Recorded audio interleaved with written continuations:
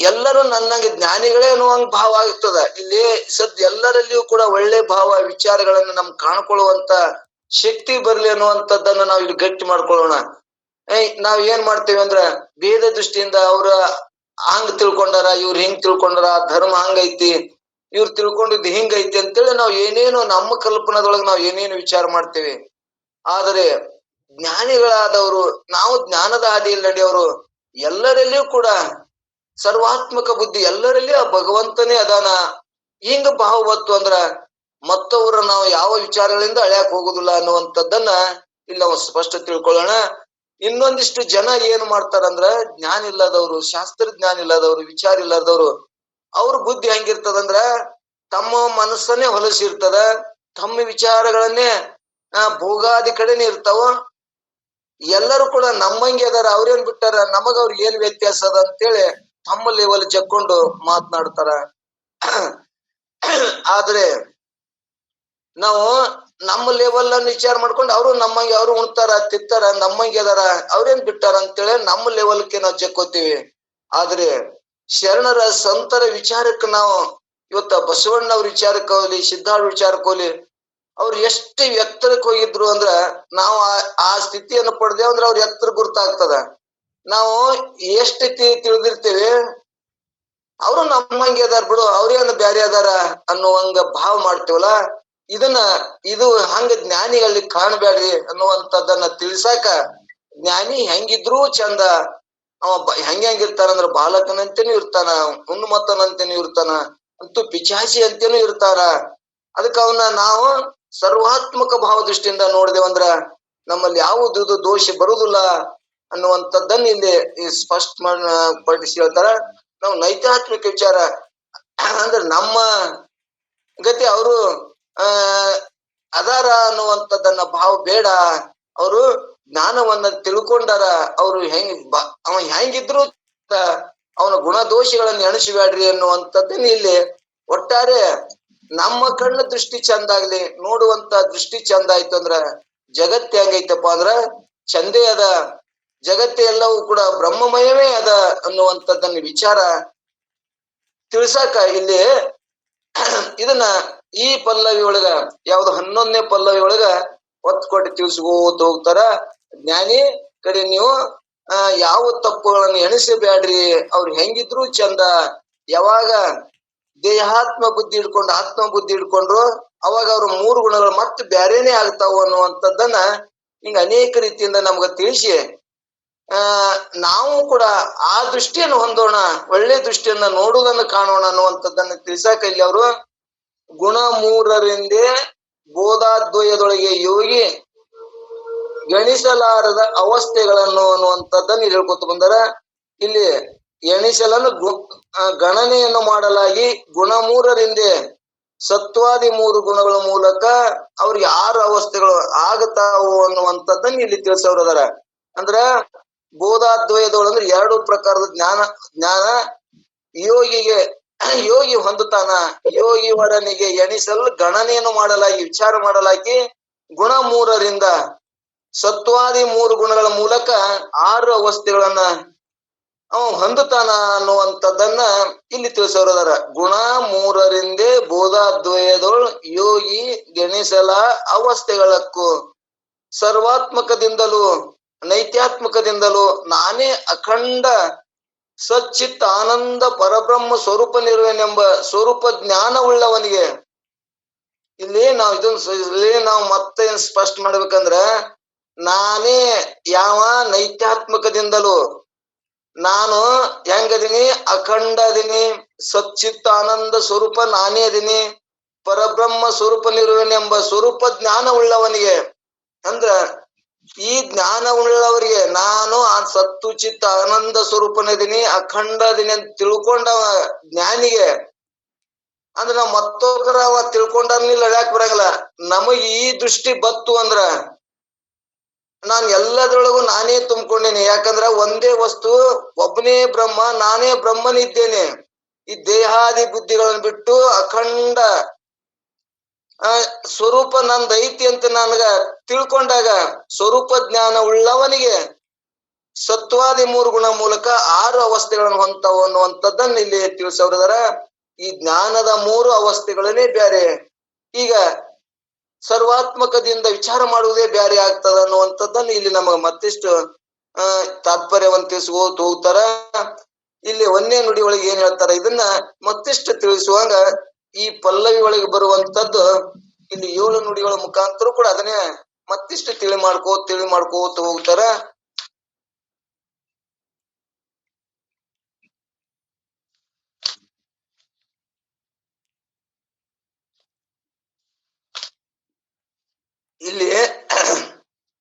ಇಲ್ಲಿ ಏನಪ್ಪಾ ಅಂದ್ರ ಇದು ಸ್ವಲ್ಪ ನುಡಿ ಒಳಗ ಸ್ವಲ್ಪ 11 ನುಡಿಗಳನ್ನ ಒಳಗೊಂಡೈತಿ. ಇದು ಪಲ್ಲವಿ ಪದ್ಯ ಅಂದ್ರ ಇದು ಬಹಳ ಅರ್ಥಗರ್ಭಿತವಾಗಿರುವುದರಿಂದ ಇಲ್ಲಿ ಗುರುತಿಸೋದಕ್ಕ ನಮ್ಮಲ್ಲಿ ಸರಿಪಡಿಸ್ಕೊಳಕ 11 ನುಡಿ ಮುಖಾಂತರ ಈ ಪಲ್ಲವಿ ಒಳಗೆ ಬರುವಂತದ್ದನ್ನ ಮತ್ತಿಷ್ಟು ಸರಳೀಕರಣ ಮಾಡ್ಕೊ ತಿಳಿಸ್ಕೋತ ಹೋಗ್ತಾರ. ಇಲ್ಲಿ ಏನ್ ಹೇಳ್ಕೊಂಡ್ ಒಂದೇ ನುಡಿ ಒಳಗೆ ಏನ್ ಹೇಳೋರದಾರಂದ್ರ ನೈತ್ಯಾತ್ಮಕ ಜ್ಞಾನದಿಂದ ಬಾಲಕಾದಿ 3 ಅವಸ್ಥೆಗಳು ತೋರುತ್ತವೆಂದು ಹೇಳ್ತಾರೆ. ಜ್ಞಾನಿಗಳಿಗೆ ಈ ತನ್ನ ಸ್ವರೂಪ ಜ್ಞಾನವನ್ನು ಮಾಡ್ಕೊಂಡವ್ರಿಗೆ ಅಂದ್ರೆ ಸತ್ವಾದಿ 3 ಗುಣಗಳ ಮೂಲಕ ಅವ 6 ಅವಸ್ಥೆಗಳನ್ನು ಹೊಂದುತ್ತಾನ ಅನ್ನುವಂಥದ್ದನ್ನ ಇಲ್ಲಿ ತಿಳಿಸ್ತಾರ. ಇಲ್ಲಿ ವನಜಾಸೆ ಅಂದ್ರ ಇಲ್ಲಿ ಕಮಲಮುಖಿ ನೈತ್ಯಾತ್ಮಕದಿಂದಿವೆ ಅಂದ್ರ ವನಜಾಸೆ, ಬಾಲಕ, ಉನ್ಮತ, ಪಿಚಾಚಿ ಎಂದೆನಿಸುವ 3 ಅವಸ್ಥೆಗಳಿವು. ಜನಿಪುವ ಮತ್ತು ಯೋಗಿಗೆ ಜನಿಪುವ ಯೋಗೀಶನೋಳ್ ನೈತ್ಯಾತ್ಮಕದಿಂದ ಒನಗತಿ ಬಿಡಿದು ಗುಣಗಳು ಅಂದ್ರ ನೈತ್ಯಾತ್ಮಕದಿಂದ ಒನಗತಿ ಹಿಡಿದು ಮತ್ತ ಗುಣಗಳ 3 ತೋರ್ತಾವು ಅನ್ನುವಂಥದ್ದನ್ನ ಇಲ್ಲಿ ಹೇಳೋರದಾರ.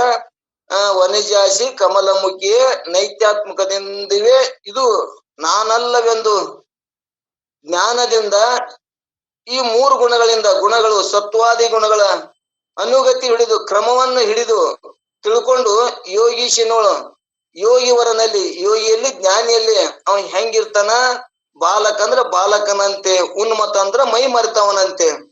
ಅವ ಉನ್ಮತ ಅಂದ್ರ ನಿನ್ನೆ ಬಂದಿತ್ತು ಆ ವಿಷಯದೊಳಗ. ಒಂದು ಕುಡಿದ ಮನುಷ್ಯ ಹೆಂಗ ಉನ್ಮತ ಆಗಿರ್ತಾನ, ಯಾವುದು ದೇಹದ ಪರಿವಿಲ್ಲದೆ ಇರ್ತಾನವ. ಅವನು ಹೇಳ್ತಾನ, ಮಾತಾಡ್ತಾನ, ಏನ ಅಡ್ಡಾಡಿದ್ರು ಕೂಡ ನನ್ನ ಮೈ ಮ್ಯಾಗ ಬಟ್ಟಿ ಅದ, ಹರಿದದ, ನನ್ ದೋತ್ರ ಪಾರ ಜ್ಯೋತಿ ಆಡ್ತದಂತ ಗುರ್ತಿಲ್ಲಾರ ಹೊಂಟಿರ್ತಾನ. ಅಂದ್ರೆ ದೇಹದ ಪರಮಿ ಇಲ್ಲದಂತವನೇ ಅಂದ್ರೆ ಉನ್ಮತನಂತೆ. ಮತ್ತು ಪಿಶಾಚಿ ಅಂದ್ರೆ ಅಲ್ಲದಾನ ಇಲ್ಲದಾನ ಏನೋ ಕಣ್ಣಿ ಕಾಣಲ್ಲ, ಎಲ್ಲೆಲ್ಲಿ ಇರ್ತಾನ. ಅವನ್ ಸುರಗದಾಗ ಇರ್ತಾನ, ಒಮ್ಮೆ ದೇವ್ರ ಮನ್ಯಾಗ ಇರ್ತಾನ, ಎಲ್ಲೆಲ್ಲೇ ಇರ್ತಾನವ. ಹೆಂಗ್ ಇರ್ತಾನ ಅಂದ್ರೆ ಪಿಶಾಚಿ ಅಂತೆ, ಇಲ್ಲೇ ಇರ್ಬೇಕು ಅಂತ ಅವಂಗ ನೇಮ್ ಇಲ್ಲ ಅನ್ನುವಂಥದ್ದನ್ನ ನೀವು ತಿಳ್ಸಾಕ ಹಿಂಗ್ ಪಿಶಾಚಿ ಅಂತೆ 3 ಗುಣಗಳಿಂದ ಇಲ್ಲಿ ಏನ್ ಹೇಳ್ಕೊತ ಬಂದ್ರು, ಸತ್ವಾದಿ ಅನುಕ್ರಮ ಹಿಡಿದು ಯೋಗಿ ಹಿಂಗ ಬಾಲಕನಂತೆ ಮತ್ತು 3 ಅವಸ್ಥೆಗಳನ್ನು ಹೊಂದುತ್ತಾನ ಅನ್ನುವಂಥದ್ದನ್ನು ಇಲ್ಲಿ ಹೇಳೋರದಾರ. ಇಲ್ಲಿ ಅನ್ನಮಯ ಕೋಶವೇ ಮೊದಲಾದ ಪಂಚಕೋಶಗಳು ನಾನೆಲ್ಲವೆಂದು, ಇವು ಅನ್ನಮಯ ಕೋಶ, ಇವು 5 ಕೋಶಗಳು ಹೇಳ್ಕೊತ ಬಂದಾರ. ನಮ್ಗೆಲ್ಲರಿಗೂ ಗುರ್ತದ. ಅನ್ನಮಯ ಕೋಶ, ಪ್ರಾಣಮಯ ಕೋಶ, ಮನೋಮಯ ಕೋಶ, ವಿಜ್ಞಾನಮಯ ಕೋಶ ಅನ್ನುವಂತ 5 ಕೋಶಗಳು ಇವು ನಾನಲ್ಲ. ಯಾಕ ಇವು 5 ಕೋಶಗಳನ್ನ ನಾನು ಅರಿತೀನಿ ಅನ್ನುವಂಥದ್ದು ನಮ್ಗೆಲ್ಲರಿಗೆ ಗುರ್ತದ. ಇದು ಅನ್ನದಿಂದ ಹುಟ್ಟಿದಂತ ತೋರುವಂತ ಕೈಗೆ ಹತ್ತುವಂತ ಶರೀರ ಏನದಲ್ಲ, ಇದು ಅನ್ನಮಯ ಕೋಶ. ಅನ್ನದಿಂದನೇ ಹುಟ್ಟ್ಯದ, ಅನ್ನವನ್ನೇ ತಿತ್ತದ, ಮತ್ತದು ಅನ್ನದೊಳಗಂದ್ರೆ ಅದೇ ಮಣ್ಣಿನೊಳಗೆ ಹೋಗ್ತದ. ಈ ತೋರುವ ಶರೀರಕ್ಕೆ ಇದಕ್ಕೆ ಅನ್ನಮಯ ಕೋಶ ಅನ್ನುವಂಥದ್ದನ್ನು ಗುರ್ತದ. ಇದ್ರೊಳಗ 5 ಕೋಶಗಳು ಒಂದಕ್ಕಿಂತ ಒಂದು ಸೂಕ್ಷ್ಮವಾಗಿ 5 ಕೋಶಗಳದಾವು ಅನ್ನುವಂಥದ್ದನ್ನ ತಿಳಿದವಾಗ ಈ ನೈತ್ಯಾತ್ಮಕ ಉಪದೇಶದಿಂದ ಯೋಗಿಗೆ, ಇಂತ ತಿಳ್ಕೊಂಡಂತ ಯೋಗಿಗೆ ಸತ್ವ ರಜ ತಮಗಳೆಂಬ 3 ಗುಣಗಳ ಮೂಲಕ ಕ್ರಮವಾಗಿ ಅವ ಬಾಲಕ, ಉನ್ಮತ್ತ, ಪಿಶಾಚಿ ಎಂದು ಹೇಳಿಸಿಕೊಳ್ಳುವ 3 ಅವಸ್ಥೆಗಳ ಅವಂಗ ಪ್ರಾಪ್ತಿ ಆಗ್ತಾವು ಅನ್ನುವಂಥದ್ದನ್ನ ಇಲ್ಲಿ ಸ್ಪಷ್ಟ ಮಾಡ್ಕೊತ ಬಂದ್ರ, ಇವು 5 ಕೋಶಗಳಿಗೆ ತಿಳಿದ ಮನುಷ್ಯ ಅಂದ್ರೆ ಇವು 5 ಕೋಶಗಳು ನನ್ನಿಂದ ಹೊರತಾಗಿ ಇವು ನಾನು ಅರಿತೀನಿ ಅಂದ್ರೆ, ನಾ ತಿಳಿತೀನಿ ಅಂದ್ರೆ ಇವು 5 ಕೋಶಗಳು ನಾನಲ್ಲ. ನಮಗ ಒಂದು ಶರೀರವೇ ಇದು 1 ಕೋಶ ನಾನಲ್ಲ ಅನ್ನಕ್ಕಾಗೋದು ನಮಗ. ಈ ಶರೀರ ತೋರುವಂತ ಅನ್ನಮ ಶರೀರವೇ ನಾನು ಈ ಹಂತ ಹೇಳ್ದವಂಗ ಅಲ್ಲ ಇದು. ಇವು 5 ಕೋಶಗಳು, ಅದಕ್ಕಿಂತ ಒಬ್ರು ಅನ್ನಮಯ ಕೋಶನ ಪ್ರಾಣವೇ ನಾನನ್ನೋರು ಅದರ. ಪ್ರಾಣವೇ ಶ್ರೇಷ್ಠ, ಪ್ರಾಣ ಇರ್ಲಿಕ್ಕ ನಾವು ಬದುಕುದಿಲ್ಲ, ಈ ಪ್ರಾಣವೇ ಎಲ್ಲದಕ್ಕೂ ಮೂಲ ಅಧಿಷ್ಠಾನ ಅನ್ನುವಂಥವ್ರು ಹೇಳೋರು ಅದಾರ. ಅದು ಒಂದು ವರ್ಗ ಅದ. ಶರೀರವೇ ನಾನು ಅನ್ನುವಂತ ವರ್ಗ ಅದ.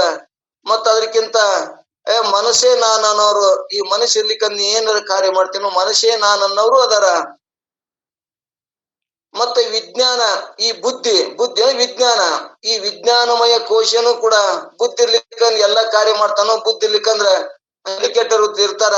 ಬುದ್ಧಿ ಐತಿ ಅಂತೇಳಿ ಇವೆಲ್ಲಾ ನಿಶ್ಚಯ ಮಾಡ್ತಾರ, ಶಾಸ್ತ್ರ ಕೇಳ್ತಾರ, ಎಲ್ಲಾ ಮಾಡ್ತಾರ.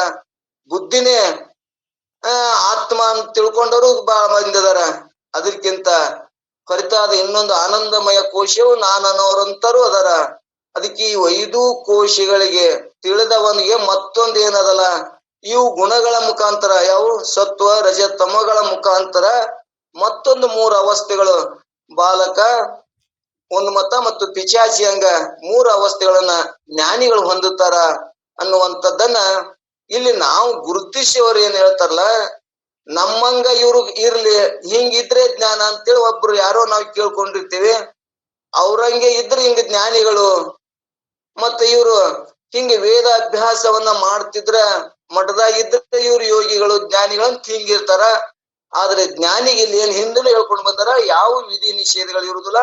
ಜ್ಞಾನ ಆಗಿ ನಾವು ಹೆಂಗಿರ್ತಾನಂತರ ಬಾಲಕನಂತೆನೂ ಇರ್ತಾನ, ಮತ್ತು ಉನ್ಮತನಂತೆ ಪಿಶಾಚಿ ಹೆಂಗಿದ್ರು ಕೂಡ ಅವ ಜ್ಞಾನಿಗೆ ವಿಧಿ ನಿಷೇಧಗಳಿಲ್ಲ ಅನ್ನುವಂಥದ್ದನ್ನ ಇಲ್ಲಿ ನಾವು ಸ್ಪಷ್ಟತೆ ಮಾಡ್ಕೊಂಡೇವಂದ್ರ, ಆ ಜ್ಞಾನಿಯಲ್ಲಿ ನಾವು ಏನಾಗ್ತದಂದ್ರ ದೋಷಿಗಳನ್ನ ಹುಡುಕಾಡಕ್ ಹೋಗುದಿಲ್ಲ. ನಾವು ಇನ್ನೊಂದ್ ಸ್ವಲ್ಪ ಪರಿಪೂರ್ಣ ಅಲ್ಲಿ ಸರ್ವಾತ್ಮಕ ಭಾವ ಅಂದ್ರೆ ಎಲ್ಲರಲ್ಲಿಯೂ ಕೂಡ ಭಗವಂತನನ್ನೇ ಕಾಣುವಂತ ವಿಚಾರ ನಾವು ಸಾಧನೆ ಮಾಡ್ದೇವಂದ್ರ ನಾವು ಹೆಂಗಿರ್ಲಿ ಅಂದ್ರ ನಾವು ಬಾಲಕನಂತಿರ್ಲಿ, ನಾವು ನಮ್ಮದಕ್ಕ ನಾವು ಕಂಡುಕೊಳ್ಳಕಿದು ಸರ್ವಾತ್ಮಕ ನೈತಿತ್ಯಾತ್ಮಕ. ಅಂದ್ರೆ ಇಲ್ಲಿ ಇದನ್ನ ನಾವು ತಿಳ್ಕೊಳಕ ನಾವು ಹೊರಗ ನಮ್ಮ ಕಣ್ಣನ್ನ ನಾವು ಸರಿಪಡಿಸ್ಕೋಬೇಕು ಅನ್ನುವಂಥದ್ದನ್ನ ಇಲ್ಲಿ ಮತ್ತಿಷ್ಟು ಸ್ಪಷ್ಟ ಮಾಡ್ದಂಗಾಯ್ತು. ಇವು 5 ಕೋಶಗಳಿಗೆ ನಮಗೆ ಏನಾಗ್ತದ, ಹೊರತಾದ ತಿಳಿದುಕೊಂಡವ ಈ 3 ಬಾಲ್ಯದ ಅವಸ್ಥೆಗಳಿರೋನು 3 ಕಾರಣಗಳಿಂದ ಗುರುತಿಸಬೇಕೆಂದು ಇಲ್ಲಿ ಮತ್ತ ಈ ಆಣೆ ನುಡಿ ಒಳಗೆ ಹೇಳ್ತಾರ. ಅವ ಹೆಂಗ ಗುರುತಿಸಬೇಕು ಅಂದ್ರ, ಅವನಲ್ಲಿ ನಿರ್ವಿಕಲ್ಪ ಮತ್ತಿಲ್ಲ ಅವಿಕಲ್ಪ ನೆನೆಸುವ ನಿಂದೆ ವಿಧಿ ನಿಷೇಧ ಉಳಿದಿರ್ಪ ವರ್ತನದಿಂದೆ ಭುವನ ಬೆಳೆಸಿದ ರೂಪಿಂದೆ ಬಾಲ್ಯಾದಿ ರೂಪ ಅವರ ಅನುಗತಿ ವಿಟಂಗನೆ ಅಂಗನೆ. ಅಂದ್ರೆ ಇಲ್ಲಿ ಈ ಸ್ತ್ರೀಯಳೇ ಅವಿಕಲ್ಪ ಎನಿಸಿದ ಅಂದ್ರೆ ಇಲ್ಲಿ ಅವಿಕಲ್ಪ ಅಂದ್ರೆ ನಿರ್ವಿಕಲ್ಪ. ನಾವು ಹಿಂದೆ ಶಾಸ್ತ್ರ ಬಂದದ ಸವಿಕಲ್ಪ ಸಮಾಧಿ ಅಂದ್ರೆ ಏನು, ನಿರ್ವಿಕಲ್ಪ ಸಮಾಧಿ ಅಂದ್ರೆ ಏನು ಅನ್ನುವಂಥದ್ದನ್ನು ಹೇಳ್ಕೊತ ಬಂದೇವೆ. ಅಲ್ಲಿ ಸವಿಕಲ್ಪ ಸಮಾಧಿ ಒಳಗ ಇನ್ನ ಜ್ಞಾನ ಇದ್ರು ಕೂಡ ದೇಹಾದಿ ಬಾನ್ ಇರ್ತದ, ಅವಾಗ ಸವಿಕಲ್ಪ ಸಮಾಧಿ ಒಳಗ ಇರ್ತಾನ. ಆದ್ರೆ ನಿರ್ವಿಕಲ್ಪ ಅಂದವಾಗ ದೇಹಾದಿ ಯಾವ ಬಾನ್ ಇಲ್ಲದೆ ತಾನೊಳಗ ತಾನೇ ಇರ್ತಾನ. ಜ್ಞಾನೇ ಈ ಜಗತ್ತವೇ ಮಿಥ್ಯ, ತಾನೇ ಸತ್ಯ ಅನ್ನುವಂಗ ಭಾವ ಇಟ್ಕೊಂಡು ತನ್ನ ತಾನೇ ಅವಸ್ಥೆ ಒಳಗಿರ್ತಾನ. ಅವನಂಗ ಮತ್ತೊಬ್ಬ ಅವ್ರಂಗಿರ್ಬೇಕು, ವೇದ ವಿಧಿಸಿದಂಗಿರ್ಬೇಕು, ನನ್ ಮಂದಿ ಏನು ತಿಳ್ಕೊಂಡಾರ ಹಿಂಗಿರ್ಬೇಕು ಅನ್ನೋದು ಏನ್ ಅವನಲ್ಲಿ ಇರ್ತದನಂದ್ರ ಯಾವೂ ಇಲ್ಲದೆ ತಾನ ತನ್ನ ಸ್ವರೂಪ ಸ್ಥಿತಿ ಹಂಗದ ಹಂಗಿರ್ತಾನ ಅನ್ನುವಂಥದ್ದನ್ನ ಆ ಪ್ರಾರಬ್ಧ ಹೆಂಗಿರ್ತದ ಹಂಗ ಅವ ಇರ್ತಾನ. ಅವ್ ಯಾವ ವಿಧಿ ನಿಷೇಧಗಳು ಇರುವುದಿಲ್ಲ ಅನ್ನುವಂಥದ್ದನ್ನ ಇಲ್ಲಿ ನಾವು ಸ್ಪಷ್ಟ ಮಾಡ್ಕೊಳ್ಳೋಣ. ಇಲ್ಲಿ ಒಳ್ಳೊಳ್ಳೆ ಯಾಕೆ ಇದನ್ನ ಸವಿಕಲ್ಪ ನಿರ್ವಿಕಲ್ಪ ಸಮಾಧಿ ಹೇಳ್ತೀರಿ, ಮತ್ತೆ ಇದು ಸರ್ವಾತ್ಮಕ ನೈತಿಕಾತ್ಮಕ ಯಾಕೆ ಇಲ್ಲಿ ಒಳ್ಳೊಳ್ಳೆ ಬರ್ತದ, ಇಲ್ಲಿ ಹೇಳುವ ಉದ್ದೇಶ ಏನದ ಅನ್ನುವಂಥದ್ದನ್ನ ನಾವು ಒಂದ್ ಸ್ವಲ್ಪ ವಿಚಾರ ಮಾಡಿದ್ರ, ನಾವು ಈ ಜ್ಞಾನವನ್ನು ತಿಳ್ಕೊಂಡೇವಂದ್ರ ನಾ ಯಾವ ಅವಸ್ಥೆದಾಗದೀನಿ, ನಾ ಎಲ್ಲಿದೀನಿ ಅಲ್ಲಿ ಕೂಡ ನನಗ ಹಿಂಗೆ ಇರಬೇಕು ಅನ್ನುವಂಥದ್ದನ್ನ ಜ್ಞಾನ ತಿಳ್ಕೊಬೇಕು ಅನ್ನೋದು ಇರುವುದಿಲ್ಲ. ತಾನು ಹೆಂಗಿರ್ತಾನ ಆ ಸ್ವರೂಪ ಸ್ಥಿತಿಯನ್ನು ತಿಳ್ಕೊಂಡಿಂದ ಅವ ಹೆಂಗೆ ಎಲ್ಲೇ ಇದ್ರೂ ಕೂಡ ಅವ ಜ್ಞಾನಿನೇ ಅಂತ ತಿಳ್ಕೊಳಕ ನಮಗೂ ಆ ತಿಳಿಸ್ಕಾಕ ಇದು ಇಷ್ಟು ನಮಗ ಅವರು ಶ್ರಮ ಪಡಕತ್ತಾರ. ನೀನು ಎಲ್ಲೇ ಯಾವ ಅವಸ್ಥೆದೊಳಗೆ ಇರು, ನೀ ಮಠದಾಗರ ಇರು, ಮನೆಯಾಗರ ಇರು, ನೀ ಹಂಗೆ ಅಡವ್ಯಾಗರ ಇರು, ಎಲ್ಲರ ಇರು, ನೀ ಸಂಸಾರದಾಗಿರು, ನೀನು ಕುಡ್ಕೋತಾರ ಇರು, ಎಲ್ಲರ ಇರು, ಆ ಜ್ಞಾನವನ್ನ ತಿಳ್ಕೊಂಡಿದ್ದೆ ಅಂದ್ರ ನನಗೂ ಕೂಡ ನನಗೆ ಇನ್ನೊಂದು ಅವಸ್ಥೆ ಒಳಗ ಈ ಮೊದಲಿನ 3 ಗುಣಗಳನ್ನು ಬಿಟ್ಟು ಇನ್ನೊಂದು ಅವಸ್ಥೆ ಏನದಲ್ಲ, ಜ್ಞಾನದ ಅವಸ್ಥೆ, ಸತ್ವಗುಣ ರಜಗುಣ ತಮಗುಣದಿಂದನೂ ಕೂಡ ಆ ಜ್ಞಾನಿ ಇರ್ತಾನ ಅನ್ನುವಂಥದ್ದನ್ನ ಮೂರು ಅವಸ್ಥೆಗಳು, ಬಾಲಕನಂತೆ ಮತ್ತು ಮನ್ಮಥನಂತೆ ಪಿಚಾಚಿಯಂತೆ ಇರ್ತಾನ ಅನ್ನುವಂಥದ್ದನ್ನ ನಮಗ ತಿಳ್ಸಾಕ ನಮ್ಗೆ ಏನ ಜ್ಞಾನಿ ಅದ. ಜ್ಞಾನಿ ಅಂದ್ರೆ ಬ್ಯಾರಿ ಇರ್ಬೇಕು, ಅವಾಗ ಹಂಗಿದ್ರೆ ಜ್ಞಾನಿ, ಹಿಂಗಿರ್ಬೇಕು, ಅವ ಹಿಂಗೆ ಇರ್ತಾನ ಅಂತೇಳಿ ನಮ್ಗೇನಾಗ್ಯದಲ್ಲ, ನಮ್ಮಲ್ಲಿ ದೋಷ ಇದ್ದ ಸಂಬಂಧ ನಾವು ಜ್ಞಾನಿಗಳನ್ನು ಗುರುತಿಸಕ್ ಆಗುದಿಲ್ಲ. ಜ್ಞಾನಿ ಹೆಂಗಿರ್ತಾನಂದ್ರ ಯಾವಾಗ ಅಖಂಡ ಏಕ ಸ್ವರೂಪ ನಾನೇ ಇದೀನಿ, ನಾನು ಸತ್ತು ಚಿತ್ತು ಆನಂದ ಸ್ವರೂಪನಿದ್ದೀನಿ, ಈ ದೇಹಾದಿ ಅನಾತ್ಮಕ ವಿಚಾರಗಳು ಮಿಥ್ಯ ಅಂತೇಳಿ ಯಾವಾಗ ಅವನು ನಿಶ್ಚಯ ಜ್ಞಾನ ಮಾಡ್ಕೊಂಡ, ಅಪರೋಕ್ಷ ದೃಢ ಜ್ಞಾನ ಆಯ್ತು, ಈ ಅನಾತ್ಮ ವಸ್ತುಗಳು ಇವು ಮಿಥ್ಯ ಅಂತ ಅವ ನಿಶ್ಚಯ ಆಯ್ತು ಅಂದ್ರ ಅವಾಗವ ಜ್ಞಾನಿ ಆದಾಗ ಇವು ಹೆಂಗಿದ್ರು ಕೂಡ ಅವ ಎಲ್ಲೇ ಇರ್ಲಿ, ಹೆಂಗೆ ಇರ್ಲಿ, ಯಾವ ಸ್ಥಿತಿಯೊಳಗೆ ಇರ್ಲಿ ಅವಂಗ ಜ್ಞಾನಿ ಅನ್ಬೇಕು ಅನ್ನುವಂಥದ್ದನ್ನ ಇಲ್ಲಿ ಸರ್ವಾತ್ಮಕ ಭಾವನೆ ಇಟ್ಕೊಂಡು ಮಾತಾಡಕತ್ತಾರ ಅವರು. ಅದು ಅಂತದ ನಮಗ ನಾ ಎಲ್ಲಿದ್ದೀನಿ, ನಾ ಇನ್ನ ನನ್ನಲ್ಲಿ ಏನು ದೋಷ ಇದಾವು, ನಾ ಇನ್ನ ಸವಿಕಲ್ಪ ಸಮಾಧಿ ಒಳಗಿದೀನೋ ನಿರ್ವಿಕಲ್ಪ ಸಮಾಧಿ ಒಳಗನು. ಸವಿಕಲ್ಪ ಸಮಾಧಿ ಒಳಗಿನ ವಿಷಯಾದಿಗಳು ದೇಹಾದಿ ಬುದ್ಧಿ ನನಗೇನ ಭಾನ ಆಗ್ತಿದ್ದು ಅಂದ್ರ, ಆ ಸ್ಥಿತಿಯನ್ನು ಹೊಂದಿದಾಗ ನಾ ಸುಮ್ ಕೂತಾಗ ನನ್ಗ ಅನಿಸ್ತಿತ್ತು ಅಂದ್ರ ಏನ ಇವ ಹೆಂಗದನ, ಸವಿಕಲ್ಪ ಸಮಾಧಿ ಒಳಗದನ. ನಿರ್ವಿಕಲ್ಪ ಸಮಾಧಿ ಅಂದ್ರೆ ದೇಹಾದಿ ಭಾನ ಯಾವುದೂ ಇಲ್ಲ, ಅವ ಉಂಡ್ರನು ಅಷ್ಟೇ, ಇಡ್ಲಾರ್ದನು ಇರ್ಲಿಕ್ಕೂ ಕೂಡ ಆ ಪ್ರಾರಬ್ಧ ಅನುಗುಣ ಮ್ಯಾಗ ಅದ ಅನ್ನುವಂಥದ್ದನ್ನ ನಿಶ್ಚಯ ಮಾಡ್ಕೊಂಡು ಯಾವ ವ್ಯವಹಾರಕ್ಕೂ ಲಕ್ಷ್ಯ ಕೊಡುದಿಲ್ಲ ಅನ್ನುವಂಥದ್ದನ್ನ ಇಲ್ಲಿ ನಾವು ತಿಳ್ಕೊಬೇಕಾಗ್ಯದ. ಇನ್ನೊಂದ್ ಇಲ್ಲಿ ಏನ್ ನಮ್ಗ ಅನಿಸ್ತದಂದ್ರ, ನಮಗ್ ಏನ್ ಗಟ್ಟಿ ಮಾಡ್ತಾರಂದ್ರ ಹಿಂಗ ಲಡ್ಡು ಮುತ್ಯಾರಂಗ ಇದ್ರೆ ಜ್ಞಾನ ಅನ್ನುವಂಥದ್ದನ್ನ ಹಿಂಗ ನಮ್ಗ್ ಗಟ್ಟಿ ಮಾಡಿರ್ತಾರಲ್ಲ, ಹಂಗ ನಮಗ ಅವಸ್ಥೆ ಇಲ್ಲ ಅಂದ್ರೆ ನಮ್ಗ್ ಜ್ಞಾನ ಇಲ್ಲ, ಹಂಗ ತಿಳ್ಕೋಬಾರ್ದು ಅಂತ ತಿಳ್ಸಾಕಿದು. ನೀನು ಯಾವ ಅವಸ್ಥೆ, ನೀ ಬಾಲಕನಂತರ ಇರು, ಪಿಶಾಚಿ ಅಂತಿರು, ನೀನು ಹೆಂಗರಿ ಇರು, ಆದ್ರೆ ಜ್ಞಾನವನ್ನು ತಿಳ್ಕೊಂಡಿಂದ ಅದು ಯಾವುದು ನಿನಗ ಸಂಬಂಧ ಪಡುವುದಿಲ್ಲ, ನೀನು ಜ್ಞಾನಿನಿ ಅನ್ನುವಂಥದ್ದನ್ನ ಇಲ್ಲಿ ಗಟ್ಟಿ ಮಾಡ್ತಾರ. ಇದು ಗಟ್ಟಿ ಆಗ್ಬೇಕಾಗ ನಮಗ ಅವ್ರಂಗೆ ಜ್ಞಾನ ಇರ್ಬೇಕು, ಹಂಗೆಲ್ಲರೂ ಕೂಡ ಅವ್ನ ಜನ ಹೆಂಗ ಕೊಂಡಾಡ್ತಿದ್ರು ಹಂಗೆಲ್ಲರೂ ಜನ ಕೊಂಡಾಡ್ತಿರ್ಬೇಕು. ಇಂಥವ್ ನಮ್ಮಲ್ಲಿ ದೋಷಗಳದಾವ. ಸಿದ್ದೇಶ ಸ್ವಾಮಿಗಳಂಗ ಲಕ್ಷಗಟ್ಲೆ ನಾವು ಮಾತಾಡೋದ್ ಪುರಾಣಕ್ ಮಂದಿ ಕೂಡ್ಬೇಕು, ಅವ್ರ ಹಂಗಿದ್ರೆ ಜ್ಞಾನಿಗಳಪ್ಪ ಅಂತೇಳಿ ಹಿಂಗ್ ಮಾತಾಡ್ತಿರ್ತಾರ. ಯಾರು ಮಾತಾಡ್ತಾರ? ಈ ತಿಳಿಲಾರ್ದ ಅಜ್ಞಾನಿ ಜನಗಳು ಹಂಗಿದ್ರೆ ಜ್ಞಾನ ಅಂತ ಇವ್ರು ಹಿಂಗ್ ತಿಳ್ಕೊಂಡಿರ್ತಾರ. ಇವ್ರು ಮತ್ ಪೂರಾ ಅಜ್ಞಾನಿನೂ ಅಲ್ಲ, ಇವ್ರಿಗೆಲ್ಲ ಜ್ಞಾನ ಶಾಸ್ತ್ರ ಪುರಾಣಕ್ಕೆ ಹೋಗಿರ್ತೀವಿ, ಆದ್ರೂ ಕೂಡ ನಮ್ಗೆ ಏನಿರ್ತದ, ಅವ್ರಿಗೆ ಅಪರೋಕ್ಷ ದೃಢ ಜ್ಞಾನ ಆಗಿರಂಗಿಲ್ಲ, ನಾನು ಸತ್ತು ಚಿತ್ತ ಆನಂದ ಅನ್ನೋ ಜ್ಞಾನ ಆಗಿರಂಗಿಲ್ಲ. ಆದ್ರ ಆನಂದಮಯ ಕೋಶ ಅಂದ್ರ ಒಳ್ಳೆ ರೀತಿಯಿಂದ ಇರ್ತಾರ, ಆದ್ರೂ ಕೂಡ ಅವ್ರ ಇಲ್ಲಿ ಏನಿರ್ತದ, ಈ ಅಪರೋಕ್ಷ ದೃಢ ಜ್ಞಾನ ಇಲ್ಲಾರ್ಕ ಹಂಗ ಜನ ಸಿದ್ದೇಶ ಸ್ವಾಮಿಗಳಂಗ ಜನ ಕೂಡ್ತಿದ್ರೆ ಜ್ಞಾನ ಅಂತ ಹಿಂಗ ನಿರ್ಣಯ ಮಾಡ್ತಿರ್ತಾರ. ಹಿಂಗ ನಿರ್ಣಯ ಮಾಡಿದಾಗ ಈಗ ಸದ್ದ ಹಂಗಿಲ್ಲಾರ್ದವ್ರಿಗೆ ಯಾರಿಗಿ ಜ್ಞಾನ ಆಗಿಲ್ಲನೋ ಅಂತ ಇಲ್ಲಿ ಮತ್ತೆ ನಾವ್ ಇಲ್ಲಿ ಪ್ರಶ್ನೆ ಹುಡ್ತದಲ್ಲಿ. ಅವ್ರಂಗ ಇರ್ಲಾರ್ದವ್ರಿಗೂ ಕೂಡ ಎಷ್ಟೋ ಮಂದಿ ಎಷ್ಟು ಶಿಸ್ತಿನಾಗ ಪ್ರಪಂಚದಾಗಿದ್ದು ಇವತ್ತು 12ನೇ ಶತಮಾನದ ಉದಾಹರಣೆ ತೊಳಮು. ಮತ್ ಈಗೂನು ಕೂಡ ಯಾರು ತಮ್ಮ ಮನೆಯೊಳಗೆ ಇದ್ದು ಶಿಸ್ತಿದ್ದು ಪ್ರಪಂಚದೊಳಗೆ ಇದ್ದು ಕೂಡ ಜ್ಞಾನ ಮಾಡ್ಕೊಂಡು ಅವರು ಆನಂದವಾಗಿರ್ತಾರ, ಅವರು ಮುಕ್ತರೆ, ಅವರು ಹಂಗಿದ್ರು ಮುಕ್ತಾನೆ. ಅಂದ್ರೆ ಇಲ್ಲಿ ವಿಧಿ ನಿಷೇಧಗಳು ಏನು ಇರುವುದಿಲ್ಲ ಜ್ಞಾನಿಗಂತ ತಿಳ್ಸಾಕ. ಹಂಗೆ ಇದ್ರ ಜ್ಞಾನ ಅಂತ ಏನು ತಪ್ಪು ತಿಳ್ಕೊಂಡಿರ್ತಾರಲ್ಲ ಅವ್ರಿಗೆ ಹೇಳಕತ್ತಾರ ಇದು. ಒಬ್ಬರೇ ಗುರುನಾಥ ರೂಢರಂಗ ಆದ್ರೆ ಜ್ಞಾನಪ್ಪ, ಅವ್ರು ನೋಡು ನಿರ್ವಿಕಲ್ಪ ಸಮಾಧಿ ಒಳಗ ಯಾವುದು ದೇಹದ ಬಾನೆ ಇದ್ದಿದಿಲ್ಲ, ಉಣಿಸಿದ್ರೆ ಉಣ್ತಿದ್ರು, ಅವ್ರು ಕರ್ಕೊಂಡು ಹೋದ್ರನೆ ಅವ್ರು ಒಂದಾಕಿ ಕೆಡಕ್ ಮಾಡ್ತಿದ್ರು, ರಕ್ತನೇನು ಮಾಡ್ತಿದ್ದಿಲ್ಲ, ಅವ್ರ ದೇಹ ಒಂದು ಕೊಯ್ದ್ರು ಅವ್ರಿಗೇನು ನೋವು ಹಾಕಿದಿಲ್ಲ. ಹಂಗಿದ್ರೆ ಜ್ಞಾನ ಅಂತೇಳಿ ಹಿಂಗ ಏನು ತಿಳ್ಕೊಂಡಿರ್ತಾರಲ್ಲ, ನಾವು ಪೂರ್ವದಲ್ಲಿ ಹಂಗೆ ತಿಳ್ಕೊಂಡಿರ್ತೇವೆ. ಅದನ್ನ ತೆಗೆದು ಹಾಕಾಕಿಲ್ಲ ಏನತಕ್ಕ ಸರ್ವಾತ್ಮಕ ಬುದ್ಧಿ. ಇವು 3 ಗುಣಗಳು ಬ್ಯಾರೆ ಆಗಿರ್ತಾವ.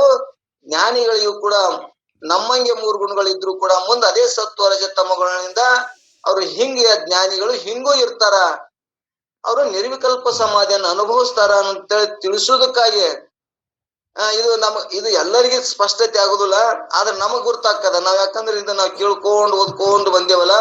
ಸರ್ವಾತ್ಮಕ ಬುದ್ಧಿ ಅಂದ್ರೆ ಏನು, ನೈತ್ಯಾತ್ಮಿಕ ಬುದ್ಧಿ ನಮಗ್ ಗುರ್ತಾಗ್ತದ. ಮತ್ತೊಬ್ಬರಿಗೆ ಉಳ್ಕಾದವ್ರಿಗಿದ್ರ ಸೂತ್ರ ತಿಳಿಯುದಿಲ್ಲ ಅನ್ನುವಂಥದ್ದನ್ನ ತಿಳಿಸಾಕ ಹೆಂಗಿದ್ರು ಅಂದ್ರೆ ಬಾಲಕನಂತೆನೂ ಇದ್ರು, ಸಂಸಾರದಾಗಿದ್ದು ಸನ್ಯಾಸಿಯಾಗಿದ್ರು, ನಾನು ಸತ್ತು ಚಿತ್ತ ಆನಂದ ಸ್ವರೂಪನಿದೀನಿ ಎನ್ನುವಂಥದ್ದ ನಿಶ್ಚಯ ಆದಾಗ ಅವ್ ಯಾವ ವಿಧಿ ನಿಷೇಧಗಳು ಜ್ಞಾನಿಗಿರುವುದಿಲ್ಲ ಅನ್ನುವಂಥದ್ದನ್ನ ಇಲ್ಲಿ ನಾವು ಸ್ಪಷ್ಟಪಡಿಸ್ಬೇಕು. ನಾವು ಹಂಗೆ ಇರ್ಬೇಕು, ಅವ್ರಂಗಿದ್ರೆ ಜ್ಞಾನಿಗಂತ ತಿಳ್ಕೊಂಡು ನಾವು ಅವ್ರಿಗೆ ನಾವು ಶರಣಾಗತಿ ಹಾಕ್ತಿವಿ, ಅವ್ರನ್ನೇ ಹೆಚ್ಚು ಮಾಡ್ತೇವಿ.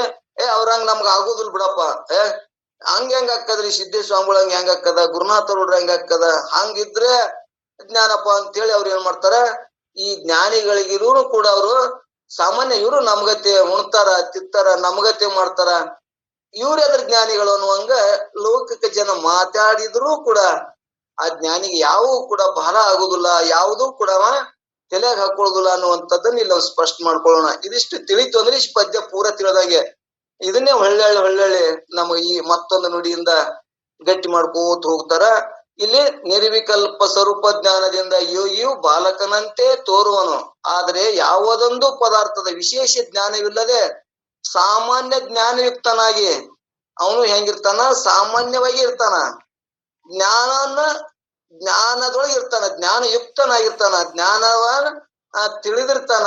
ಅಂತವ ರಾಗ ದ್ವೇಷಾದಿಗಳು ವಿನಃ ಇರುವುದರಿಂದ ಬಾಲಕನೆಂದು ಕರೆಯುವರು. ಅವನಲ್ಲಿಯೂ ಕೂಡ ರಾಗ ಮತ್ತು ದ್ವೇಷ, ಯಾಕ ಜ್ಞಾನ ಆಗಿಂದ ಪ್ರಾರಬ್ಧ ಇರ್ತದಂತ ನಾವ್ ಮೊದಲೇ ಕೇಳ್ಕೊಂಡ್ ಬಂದಿವಿ ಅಂದ್ರೆ ಇದು ಅರ್ಥ ಆಕ್ಕದ.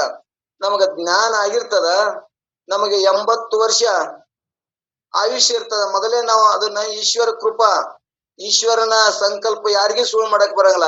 ಈಶ್ವರನ ಸಂಕಲ್ಪ ನಮಗೆ 80 ವರ್ಷ ಆಯುಷ್ಯ ಇರ್ತದ. 60 ವರ್ಷಕ್ಕೆ ನಂಗೆ ಜ್ಞಾನ ಆಯ್ತು, ನಾನು ದೇಹಾದಿ ಅವರಲ್ಲ, ನಾನು ಹುಟ್ಟದವನು ಅಲ್ಲ, ಸಾಯವನಲ್ಲ, ನಾನು ಸತ್ತು ಚಿತ್ತು ಆನಂದ ಸ್ವರೂಪನ ಆತ್ಮನೇ ಅದೀನಿ ಎನ್ನುವಂಥದ್ದು ನಮ್ಗೆ ಜ್ಞಾನ, ಅಪರೋಕ್ಷ ಜ್ಞಾನ ಆಯ್ತು. ಆಗಿಂದನು ಕೂಡ ಇನ್ನ 20 ವರ್ಷ ಅವ್ನ್ ಏನಿರ್ತದ, ಪ್ರಾರಬ್ಧ ಇರ್ತದ. ಇನ್ನ 20 ವರ್ಷ ಆ ಪ್ರಾರಬ್ಧ ಈಶ್ವರನ ಸಂಕಲ್ಪ ಇರ್ತದ. ಇನ್ನ 20 ವರ್ಷ ನಾನು ಬದುಕ್ತೀನಿ, ಬದುಕ ಮುಂದೆ ಅಲ್ಲಿ ಎಲ್ಲ ಕ್ರಿಯೆಗಳಾಕ್ಕವು. ಅಲ್ಲಿ ಮಾತಿದು ಅಲ್ಲಿ ಇವನು ನಮಗತ್ತೆ ಉಣ್ತಾನ ತಿತ್ತಾನ, ಹಿಂಗಿರ್ತಾನ ಹಂಗಿರ್ತಾನ, ಅವೇನ್ ಬಿಟ್ಟಾನ ಅಂತೇಳಿ ಹಂಗ್ ತಿಳ್ಕೊಂಡಿರ್ತಾರಲ್ಲ. ಜ್ಞಾನಿ ಏನಿರ್ತಾನ, ಪ್ರಾರಬ್ಧ ಪ್ರಕಾರ ಅಲ್ಲಿ ಏನ್ ಕ್ರಿಯಾ ಕರ್ಮಗಳು ಮಾಡಿದ್ರು ಕೂಡ ಅವ್ ಯಾವ ಲೇಪನ ಇರುದಿಲ್ಲ, ದಗ್ಧ ಬೀಜದಂತಿರ್ತಾನ.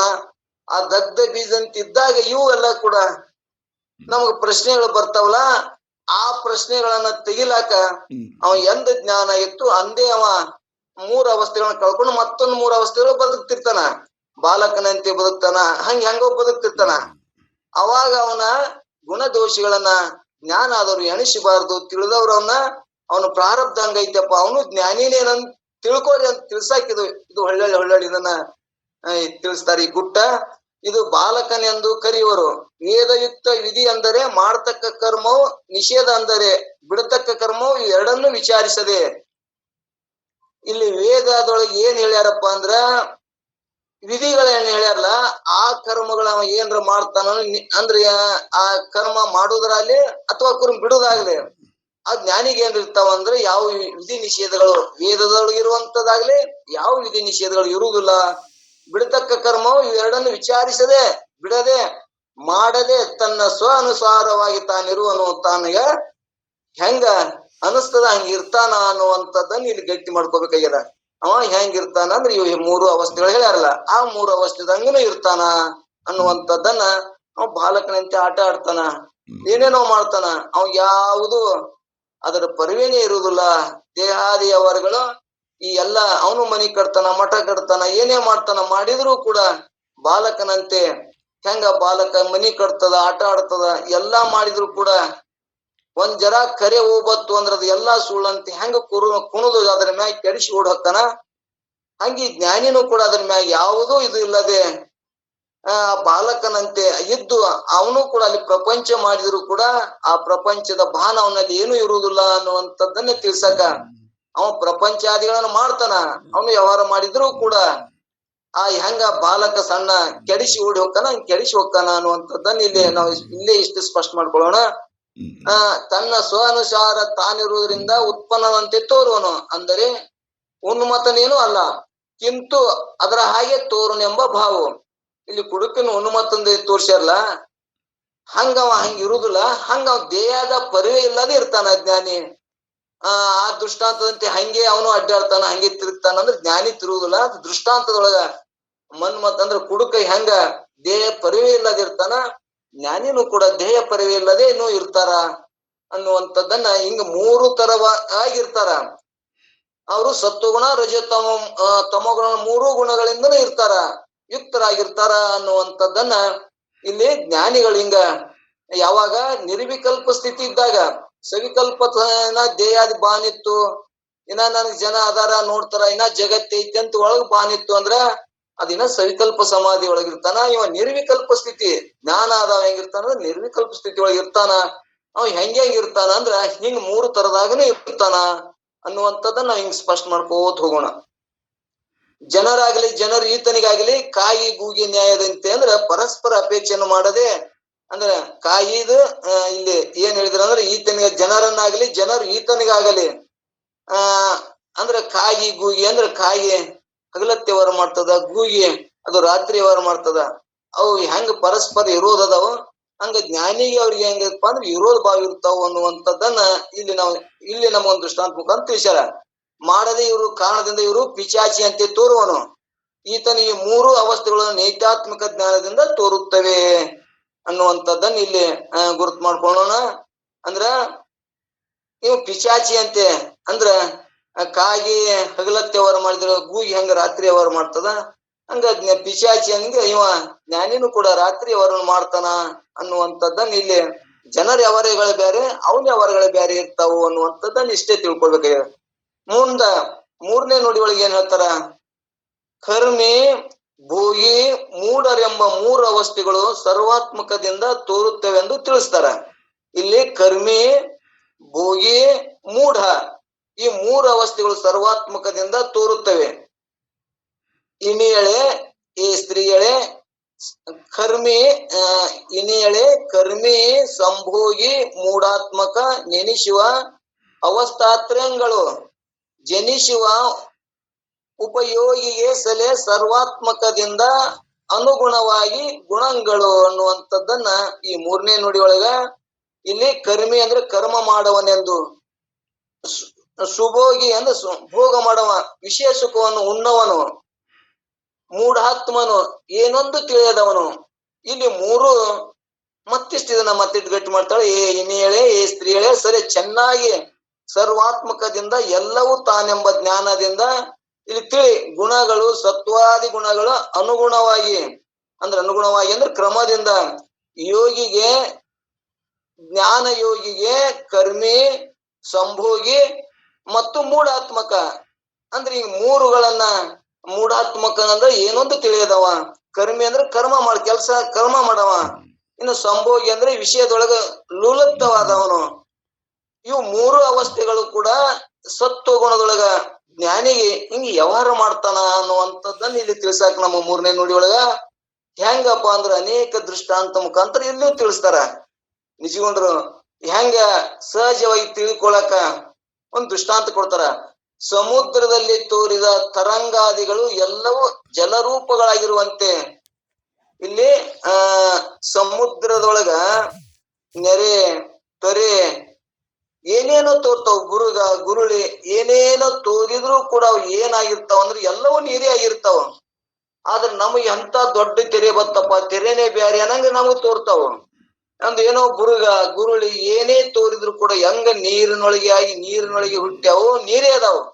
ಅದರಂತೆಯಲ್ಲಿ ಬ್ರಹ್ಮದಲ್ಲಿ ತೋರಿದ ನಾಮರೂಪಾತ್ಮಕ ಜಗತ್ತು ಎಲ್ಲಿ ಅದಂದ್ರೆ ಬ್ರಹ್ಮ ಸ್ವರೂಪ ಒಂದೇ ಅದ.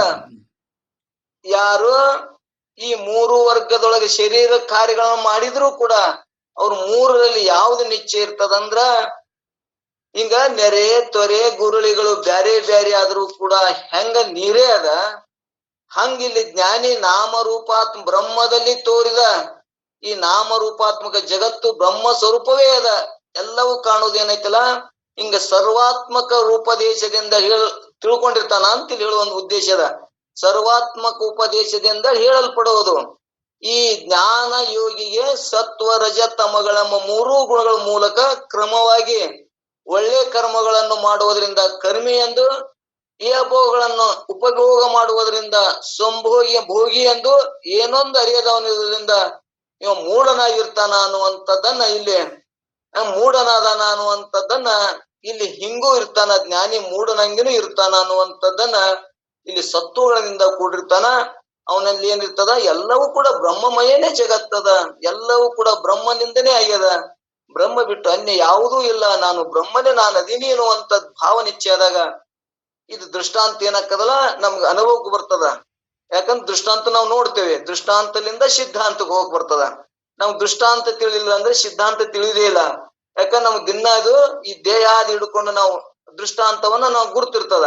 ಇವತ್ತು ನಾವು ಸಮುದ್ರ ನೋಡೀವಿ, ಇವತ್ತು ನೀರ ನೋಡೀವಿ, ನೀರಿನೊಳಗ ಅವು ಏನೇನೋ ತೋರಿದ್ರು ಕೂಡ ಗುರುಳಿ, ಬುರುಗ ಮತ್ತು ಈ ತೆರೆ ಏನೇನೋ ಕಂಡ್ರು ಕೂಡ ಎಲ್ಲ ಎದರಲಿಂದ ಆಗ್ಯಾವು, ನೀರಲಿಂದನೇ ಆಗ್ಯಾವು. ನೀರು ಬಿಟ್ಟು ಅನ್ಯ ವಸ್ತುನೇ ಅದ ಏನೂ ಇಲ್ಲ. ಹಂಗ ಇದೆಲ್ಲವೂ ಸರ್ವಂ ಕಲ್ವಿದಂ ಬ್ರಹ್ಮ, ಎಲ್ಲ ಜಗತ್ತು ಹೆಂಗದಪ್ಪ ಅಂದಿದ್ರು ಬ್ರಹ್ಮಮಯವಾದದ್ದೇ ಅದ ಅನ್ನುವಂಥದ್ದನ್ನ ಹಿಂಗ್ ತೋರಿದ್ರು ಬಾಲಕನಂತೆ, ಮೂಢನಂತೆ ಮತ್ತು ಈ ಬಾಲಕನಂತೆ ಹಿಂಗ ಮೂರು ಅವಸ್ಥೆಗಳು ತೋರಿದ್ರು ಕೂಡ ಕರಿಮಿಗತಿ ಅವನು ಭೋಗ ಮಾಡ್ತಾನ. ಮತ್ತು ಅವ ಹೆಂಗದನ ಹಿಂಗ ಬಾಲಕನಂತೆ ಅದಾನ ಅಂತೇಳಿ ಹಿಂಗ್ ತಿಳ್ಕೊಂಡ್ರು ಕೂಡ ಅವಾಗ ಏನ್ ಅನ್ಬೇಕಪ್ಪ ಅಂದ್ರ ಈ ಅವಸ್ಥೆಗಳು ಜನಿಪವಂಗ ಉತ್ಪನ್ನ ಆಗ್ತಾವು. ಯಾರಲ್ಲಿ? ಯೋಗಿಯಲ್ಲಿ, ಜ್ಞಾನಿಯಲ್ಲಿ ಅನ್ನುವಂಥದ್ದನ್ನ ಹಿಂಗ್ ತಿಳಿಸ್ಕೊಳ್ತಾ ಬಂದರ. ಇಲ್ಲಿ ಸಮುದ್ರದಲ್ಲಿ ತೋರಿದ ತರಂಗಾದಿಗಳು ಎಲ್ಲವೂ ಜಲರೂಪಗಳಾಗಿರುವಂತೆ ಬ್ರಹ್ಮದಲ್ಲಿ ತೋರಿದ ನಾಮರೂಪಾತ್ಮಕ ಜಗತ್ತು ಬ್ರಹ್ಮ ಸ್ವರೂಪ ಒಂದೇ ಕಾಣುವುದು. ಸರ್ವಾತ್ಮಕ ಉಪದೇಶವೆಂದು ಹೇಳಲ್ಪಡುವುದು. ಈ ಜ್ಞಾನ ಯೋಗಿಗೆ ಸತ್ವ, ರಜ, ತಮಗಳೆಂಬ ಮೂರು ಗುಣಗಳ ಮೂಲಕ ಕ್ರಮವಾಗಿ ಒಳ್ಳೆ ಕರ್ಮಗಳನ್ನು ಮಾಡುವುದರಿಂದ ಕರ್ಮಿ ಎಂದು, ಈ ಭೋಗಗಳನ್ನು ಉಪಭೋಗ ಮಾಡುವುದರಿಂದ ಭೋಗಿ ಎಂದು, ಏನೊಂದು ಅರಿಯದವರಿಂದ ಮೂಢನೆಂದು ಹಿಂಗ್ ಹೇಳಿಸ್ಕೋತಾರ ಅನ್ನುವಂಥದ್ದನ್ನ ಇಲ್ಲಿ ತಿಳಿಸ್ಕೊಂಡು ಬಂದಾರ. ಇನ್ನು 4ನೇ ನುಡಿ ಒಳಗ, 3ನೇ ನುಡಿ ಒಳಗ ಹೇಳಿ 4ನೇ ನುಡಿ ಒಳಗ ತಿಳಿ ಸತ್ವಗುಣ ಲೀಲೆಯೋಳ್ ರಜೋಗುಣ ಲೀಲೆಯೋಳ್ ತಮೋಗುಣ ಲೀಲೆಯೊಳಗಿಂತು ಸುಳಿದ ನಿಜ ಅದರೊಳಗೂಡಿ ಯೋಗಿ ನಿರ್ಮಲ ನೆನಿಪಾತ್ಮ ಲೀಲೆ ಒಳ್ಳೊಂದಿ. ಅಂದ್ರೆ ಇಲ್ಲಿ ಏನು ಜನರೊಳೊಂದೊಡಗೂಡಿ ಜಗತ್ತಿನ ಜನರಿಂದ ಕೂಡಿಕೊಂಡು ಅತ್ತಿತ್ತ ಸಂಚರಿಸುವನು ಅನ್ನುವಂಥದ್ದನ್ನ ಇಲ್ಲಿ ತಿಳಿಸೋರದರ. ಯೋಗಿವರನಂದ್ರ ನಿರ್ಮಲ ಹೃದಯದವನು, ಅತ್ಯಂತ ಪರಿಶುದ್ಧನಂದು ಹೇಳಿಸಿಕೊಳ್ಳುವ. ಅಂದ್ರ ಪರಿಶುದ್ಧ ಉಳ್ಳವ ಹೆಂಗಿರ್ತಾನ? ಆತ್ಮಲೀಲೆ ಒಳಗನೆ ಪರಿಶುದ್ಧ ಅದ. ಇನ್ನ ದೇಹಾದಿ ಬುದ್ಧಿಗಳು ಹೆಂಗದಪ್ಪ ಅಂದ್ರೆ ಇವು ಏನ ಕೇಳ್ಕೊಂಡ್ ಬಂದಿವಲ್ಲ, ಅಂತಃಕರಣ ಅವಿಶಿಷ್ಟ ಚೇತನ ಇರ್ತದ. ಅಲ್ಲಿ ಬ್ರಹ್ಮಮಯ ಮಾಯ ಒಳಗಿದ್ದಂತ ಉಪಾಧಿ ಹಂಗಿರ್ತದ, ಬ್ರಹ್ಮಮಯ ಅಲ್ಲಿ ಶುದ್ಧ ಅಂತಃಕರಣ ಉಳ್ಳದಿರ್ತದ ಅನ್ನುವಂಥದ್ದನ್ನ ತಿಳ್ಕೊಂಡ್ ಬಂದೇವಲ್ಲ. ಇಲ್ಲಿ ಶುದ್ಧ ಅಂತಃಕರಣ ಉಳ್ಳಂತ ಪರಿಶುದ್ಧ ಅಂತಃಕರಣ ಉಳ್ಳವ ಅತ್ಯಂತ ಪರಿಶುದ್ಧನೆಂದು ಹೇಳಿಸಿಕೊಳ್ಳುವ ಆತ್ಮಲೀಲೆಯೋಳು ತನ್ನ ಲೀಲೆಯಲ್ಲಿ ಒಂದು ತತ್ಪರನಾಗಿ ಸತ್ವಗುಣ ಲೀಲೆಯೋಳು ಅಂದ್ರೆ ಸತ್ವಗುಣದಿಂದ ವ್ಯವಹಾರ ಮಾಡ್ತಾನ. ರಜೋಗುಣ ಲೀಲೆಯೋಳು ರಜೋಗುಣದಿಂದ ವ್ಯವಹಾರ, ತಮೋಗುಣ ಲೀಲೆಯೋಳು ತಮೋಗುಣ ವ್ಯವಹಾರವನ್ನು ಮಾಡಿದರೂ ಕೂಡ ಈ ಪ್ರಕಾರ ಜಗದೊರಗೂಡಿ ಜಗತ್ತಿನ ಜನರಿಂದ ಕೂಡಿ ಮಾಡಿದರೂ ಕೂಡ ಅವನ ವಿಷಾದಿ ಕಳೆ ಮನಸ್ಸ ಅವ ಏನು ತಿಳ್ಕೊಂಡಿರ್ತಾನಂದ್ರ, ನಾನು ಇವು ಯಾವುದಕ್ಕೂ ಸಂಬಂಧ ಇಲ್ಲದಂತ ನಾನು ಸ್ವರೂಪ ನನ್ನ ಸತ್ತು ಚಿತ್ತ ಆನಂದ ಸ್ವರೂಪನೇ ಅದ ಅನ್ನುವಂಥದ್ದನ್ನ ಹಿಂಗ ಗುಣಗಳಿಂದ ಶರೀರ ಏನೇ ವ್ಯವಹಾರ ಮಾಡಿದ್ರು ಕೂಡ ಅವನಲ್ಲಿ ಅಪರೋಕ್ಷ ದೃಢ ಜ್ಞಾನ ಇರ್ತದ. ಸಂಭೋಗನು ಮಾಡ್ತಾನ ಅನ್ನುವಂಥದ್ದನ್ನ ಇಲ್ಲಿ ಹೇಳ್ಯಾರ. ಭೋಗನು ಮಾಡ್ತಾನ ಮತ್ತು ಜನರ ಜೊತೆ ಎಲ್ಲ ವ್ಯವಹಾರ ಮಾಡಿದ್ರು ಕೂಡ ಅವ್ ಯಾವ ಬಾಧೆ ಇರುವುದಿಲ್ಲ ಅನ್ನುವಂಥದ್ದನ್ನ. ಯಾಕ ಅವಂಗ ಜ್ಞಾನ ಆಗ್ಯದ, ಪ್ರಾರಬ್ಧ ಮ್ಯಾಗ ಬದುಕ್ಬೇಕಿದ್ರೆ ಪ್ರಾರಬ್ಧ ಇಂಥವೆಲ್ಲ ಘಟಿಸಿದ್ರು ಕೂಡ ಅವ್ ಯಾವ ಲೇಪನ ಆಗುದಿಲ್ಲ ಅನ್ನುವಂಥದ್ದು ಹಿಂಗ ನಾವು ಸ್ಪಷ್ಟ ಮಾಡ್ಕೊಂಡ್ಬಿಡೋಣ. ಅಂದ್ರೆ ಇಲ್ಲಿ ಏನ್ ಹೇಳ್ತಾರೆ ಇದು ತಾತ್ಪರ್ಯ ಅಂದ್ರೆ, ಸರ್ವಾತ್ಮಕ ಜ್ಞಾನ ಸಿದ್ಧಿಯಾದ ಯೋಗಿಯು. ಇಲ್ಲಿ ಮತ್ತ ಅದನ್ನೇ ಎಲ್ಲಿ ಹೇಳಿದ್ರು ಕೂಡ ಅದನ್ನೇ ಹೊಳ್ಳಿ ಬರ್ಬೇಕು. ಸರ್ವಾತ್ಮಕ ಅಂದ್ರೆ ಎಲ್ಲದರಲ್ಲಿಯೂ ನಾನು ಸರ್ವಾತ್ಮಕ ಅಂದ್ರೆ ಎಲ್ಲದರೊಳಗಿರುವಂತ ಯಾವುದು ಆ ಬಯಲು ಸ್ವರೂಪ. ಉಪಾಧಿಗಳ ಘಟ ಉಪಾಧಿಗಳನ್ನು ಬಿಟ್ಟಾಗ, ಮಠ ಉಪಾಧಿಗಳನ್ನು ಬಿಟ್ಟಾಗ, ಇವ ಜ್ಞಾನಿಗಳು, ಇವರು ಸಂಸಾರಿಕರು, ಎಲ್ಲ ಉಪಾಧಿಗಳು, ಇವು ಎಲ್ಲಾ ಉಪಾಧಿಗಳನ್ನ ಕೆಡಿದಾಗ, ಘಟ ಮಠವನ್ನು ಬಿಚ್ಚಿದಾಗ, ಆದ್ರ ಘಟಕ್ಕೂ ಮಠಕ್ಕೂ ಉಪಾಧಿ ಆದಂತ ಉಪಾಧಿಗಳನ್ನು ಬಿಚ್ಚಿದಾಗ ಹೆಂಗ ಮಹಾಕಾಶ ಬಯಲು ಒಂದೇ ಅದಲ್ಲ. ಸರ್ವಾತ್ಮಕ ಬುದ್ಧಿ ಜ್ಞಾನವನ್ನು ತಿಳ್ಕೊಂಡ ಯೋಗಿಗೆ, ಸರ್ವಾತ್ಮಕ ಜ್ಞಾನ ಸಿದ್ಧಿಯಾದ ಯೋಗಿಗೆ ಸತ್ವಗುಣ ಲೀಲೆಯೊಡನೆ ಕೂಡಿ ಕರ್ಮಿಗಳಂತೆ ಹಿಂಗ ತೋರಿದ್ರು ಕೂಡ ಸತ್ವಗುಣ ಲೀಲೆಯೊಡನೆ ಕೂಡಿ ಕರ್ಮಿಗಳಂತೆ, ರಜೋಗುಣ ಲೀಲೆಯೊಡನೆ ಕೂಡಿ ಭೋಗಿಯಂತೆ, ತಮೋಗುಣ ಲೀಲೆಯೊಡನೆ ಕೂಡಿ ಮೂಢನಂತೆ ಜಗತ್ತಿನ ಜನರೊಡನೆ ವ್ಯವಹರಿಸಿದರೂ ಆತನು ತನ್ನ ಆತ್ಮಲೀಲೆಯೊಳಗೆ ತಾನು ತತ್ಪರನಾಗಿರುವನು. ಅಂದ್ರ ಆತ್ಮ ಲೀಲೆಯಿಂದ, ಅಂದ್ರೆ ಇಲ್ಲಿ ಲೀಲೆಯಪ್ಪ ಅಂದ್ರ ಇಲ್ಲಿ ಮತ್ತಿನ್ನೊಂದ್ ಸ್ವಲ್ಪ ಹಿಂದಕ್ಕೆ ಬರಮ್ಮ. ನಮ್ಮ ಪ್ರಾರಬ್ಧದೊಳಗ 80 ವರ್ಷ ಪ್ರಾರಬ್ಧದೊಳಗೆ 20 ವರ್ಷ ನಮ್ಗೆ ಏನಿರ್ತಲ್ಲ ಜ್ಞಾನದಿಂದ ಅವ ಮುಂದೆ ಯಾವ ಇಲ್ಲವೇ ಇಲ್ಲ. ಜ್ಞಾನ ಆಯ್ತು ಅಂದ್ರೆ ಮುಂದೆ ಪ್ರಾರಬ್ಧ ಭೋಗಿ ಶರೀರ ಇರ್ತಲ್ಲ, ಆ ಪ್ರಾರಬ್ಧ ಚಲೋದಿತ್ತಪ್ಪ ಅಂದ್ರ ಅವನು ಜನರೊಳಗೆ ಕೂಡಿ ಇಂಥ ಜಾತ್ರೆ ಒಳ್ಳೆ ಕಾರ್ಯನೂ ಮಾಡ್ತಾನ. ಮತ್ತು ಏನೇನೋ ತನ್ನ ಜನರೊಡನೆ ಹೆಂಗೆ ವ್ಯವಹಾರ ಮಾಡಿದ್ರು ಕೂಡ ಅವ್ ಯಾವ ಅಲ್ಲಿ ಲೇಪನ ಆಗುದಿಲ್ಲ ಅನ್ನುವಂಥ, ಜ್ಞಾನಿಗೆ ಯಾವ ಲೇಪನೇ ಆಗುದಿಲ್ಲ ಅನ್ನುವಂಥದ್ದನ್ನ ನಾವು ಅವನು ಜಾತ್ರೆನೂ ಮಾಡ್ತಾನ, ಮಂದಿ ಜೊತೆ ಎಲ್ಲಾ ವ್ಯವಹಾರನು ಮಾಡ್ತಾನ, ಅವನು ದಾಳಬಾದಾಗ ಊಟನೂ ಮಾಡ್ತಾನ ಅಂತ ಹಿಂಗೂನವ್ರು ಇರ್ತಾರಲ್ಲ. ಆ ಜ್ಞಾನಿಗೆ ಅಲ್ಲಿ ಯಾವ ಲೇಪನ ಇರುದಿಲ್ಲ, ಅವ್ನು ಪ್ರಾರಬ್ಧ ಭೋಗದಂಗ ಐತಿ, ಅದು ಊಟ ಮಾಡ್ತಾನ. ನಾವು ಹೆಂಗ್ ತಿಳ್ಕೊಬೇಕಂದ್ರೆ ನಮ್ಮ ಕಣ್ಣನ್ನು ಸರಿಪಡಿಸ್ಕೊಂಡೇವಂದ್ರ ಜ್ಞಾನಿ ಹೆಂಗ ಇದ್ರು ಇರಾಕ್ ಬರ್ತದ. ಆದ್ರ ಲೌಕಿಕರ ಜ್ಞಾನ ಅಲ್ಲ ತಿಳ್ಕೊಳ್ಳೋದೇ ಬೇರೆ. ಜ್ಞಾನ ಆಗಿಂದ ನೈತ್ಯಾತ್ಮಿಕ ಸರ್ವಾತ್ಮಕ ಭಾವ, ಸರ್ವಾತ್ಮಕ ಭಾವ ಆದಾಗ ವ್ಯವಹಾರ ವೇಗ ಬ್ಯಾರೆ ಇರ್ತಾವ ಅನ್ನುವಂಥದ್ದನ್ನ ಇದು ನಮಗ ಅಭ್ಯಾಸಿಗಳಿಗೆ, ಅನುಭವಿಗಳಿಗೆ ಹೇಳಿ ಮಾತಿದು. ಅನುಭವಿಗಳಿಗೆ ಮತ್ತು ಇದು ಆರೂಢಿ ಏನು ಇಲ್ಲ, ಇದು ಅಭ್ಯಾಸಿಗಳು ಅನುಭವಿಗಳೇನಾಗಿರ್ತೇವಲ್ಲ, ಹಿಂಗ ತೋರಿದ್ರು ಕೂಡ ಹಿಂಗೆ ಆದ್ರ ಜ್ಞಾನ ಹಿಂಗೆ ಇರಬೇಕು ಅನ್ನುವಂಥದ್ದೇನು ಯಾವ ಇದು ನಿಷೇಧ ಇರುವುದಿಲ್ಲ ಅನ್ನುವಂಥದ್ದನ್ನ ಇಲ್ಲಿ ಆರೂಢನ ಸ್ಥಿತಿಯನ್ನು ಹೇಳ್ಕೋತ ಹೊಂಟಾರ. ಇಲ್ಲೇ ಜನರೊಡನೆ ವ್ಯವಹರಿಸಿದ್ರು ತಾನು ತನ್ನ ಲೀಲೆ ಆತ್ಮ ಲೀಲೆ ಒಳಗೆ ಇರ್ತಾನತ್ ನೋಡವ. ತಾನು ಯಾವ ವ್ಯವಹಾರ ಮಾಡಿದ್ರು, ಭೋಗ ಮಾಡಿದಲ್ಲಿ ಅಥವಾ ಒಂದು ಜನರೊಳಗೆ ವ್ಯವಹಾರ ಮಾಡಿದ್ರು ಕೂಡ ಹೆಂಗಿರ್ತಾನಂದ್ರ ತನ್ನ ಆತ್ಮ ಲೀಲೆ ಒಡನೆ ತಾನು ತತ್ಪರನಾಗಿರುವನು. ಅಂದರೆ ಹೊರಗಿನ ಜಗತ್ತಿನ ಜನರಿಗೆ ಅವರಂತೆ ಕಂಡರೂ ತಾನು ಅಂತರದಲ್ಲಿ ಮಾತ್ರ ಆತ್ಮ ಸ್ವರೂಪನಾಗಿರುವುದರಿಂದ, ಅಂತರದೊಳಗೆ ಅಂದ್ರೆ ತಾನು ಏನ ನಿಶ್ಚಯ ಮಾಡ್ಕೊತ ನಾನು ಆತ್ಮ ಸ್ವರೂಪನಿರುವುದರಿಂದ ಅತ್ಯಂತ ಪರಿಶುದ್ಧನಾಗಿ ಕಾರ್ಯವನ್ನ ಮಾಡಿದ್ರೂ ಕೂಡ ಅವ್ ಯಾವ ಲೇಪನ ಯಾವುದೇ ಕಾರ್ಯ ಅಲ್ಲಿ ಮಾಡಿದ್ರು ಕೂಡ ಜನರೊಡನೆ ಕೂಡಿ ಮಾಡಿದ್ರು ಕೂಡ ಅವ್ ಯಾವ ಬಾಧೆ ಆಗುದಿಲ್ಲ. ಅವ್ ಯಾವ ಕೂಡ ಅವನ ಸ್ಥಿತಿಯಲ್ಲಿ ಇರ್ತದ, ಆತ್ಮನಲ್ಲೇ ಸ್ಥಿತಿ ಇರ್ತದ.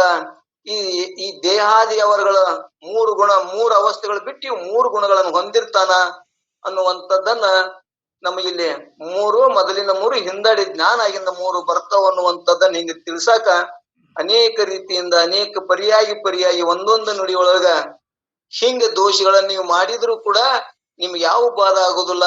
ನೀವು ಮೊದಲು ನಿಶ್ಚಯಾಗಿ ನಾನು ಆತ್ಮಸ್ವರೂಪನಿದ್ದೀನಿ ಅಂತ ದೃಢ ಜ್ಞಾನ ಮಾಡ್ಕೋರಿ.